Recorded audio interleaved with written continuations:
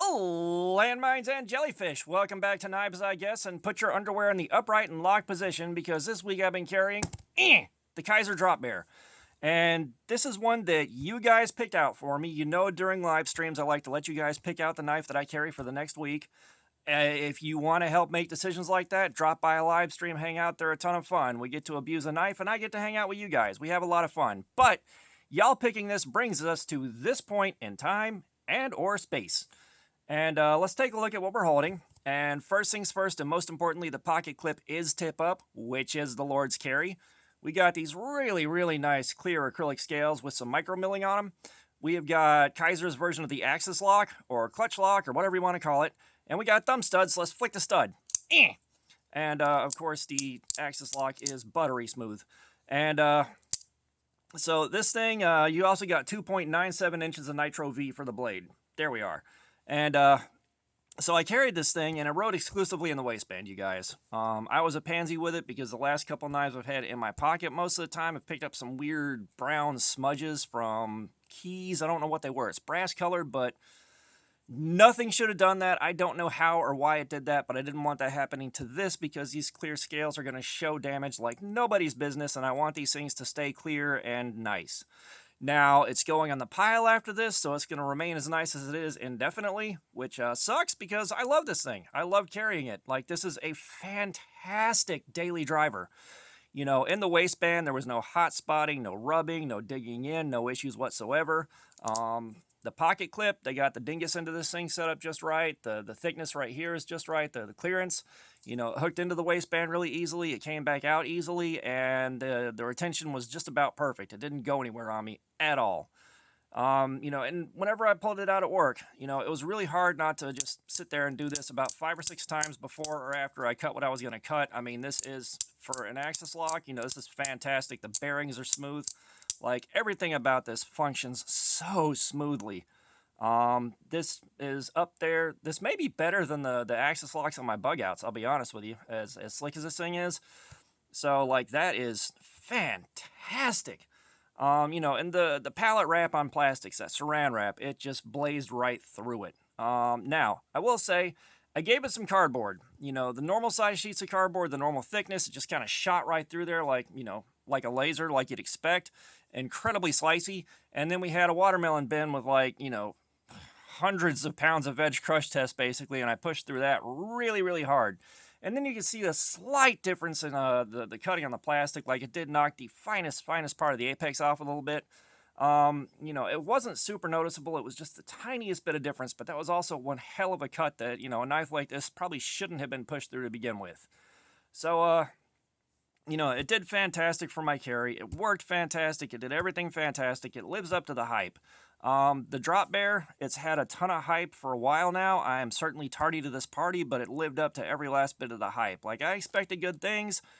I didn't expect quite this good. You know, my taste for blades is improving. You know, a good cheap blade that works well, fantastic. Bread and butter of this channel is what we live and die by. But then you step into things like this where it's still in the quasi-budget price range. You know, it's still reachable for most of us, but it functions exceptionally well. I think the only thing keeping the price below like $150, honestly, is the Nitro V, when it could have been like, you know, S30V or M390 or something like that. I'm told the Nitro V is pretty directly comparable to the 154 CM. We're going to find out with the Kizer Nice Guy. This one is not going through Cardboard Slayer. The Nice Guy is, that's what the Nice Guy is there for. And we're going to find out about that.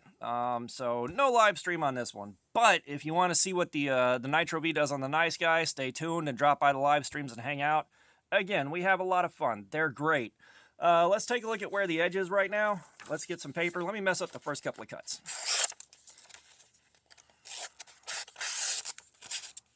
There we are. I messed one up. Good deal. I hate cutting under the camera. I do. Yeah. So it's still got a fantastic edge on it. You know, I could strop this thing and bring it up past factory pretty easily right now. And, of course, our cardstock. Yeah. I mean, it cuts super, super easy.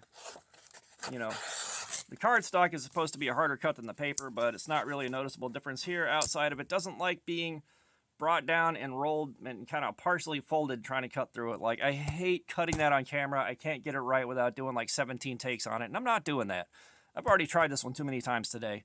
But, you know, overall, factory edge, I'd give it about an 8 out of 10. Like, the only thing it could use is maybe a larger bevel and a mirror polish to make me happy personally. The knife, that's about a 9 out of 10. You know, about the only thing really holding this thing back for me is I can't show it off and be like, hey, the steel is incredibly fancy. I mean, that's it.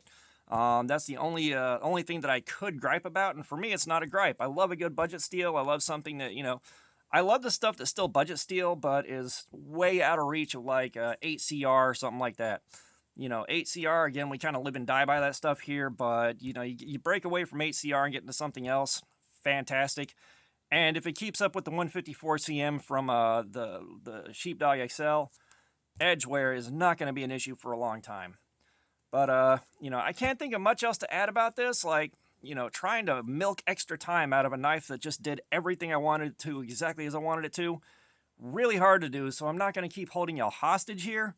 You know, this is just fantastic. And, you know, by the way, I've got a giveaway going right now until Friday.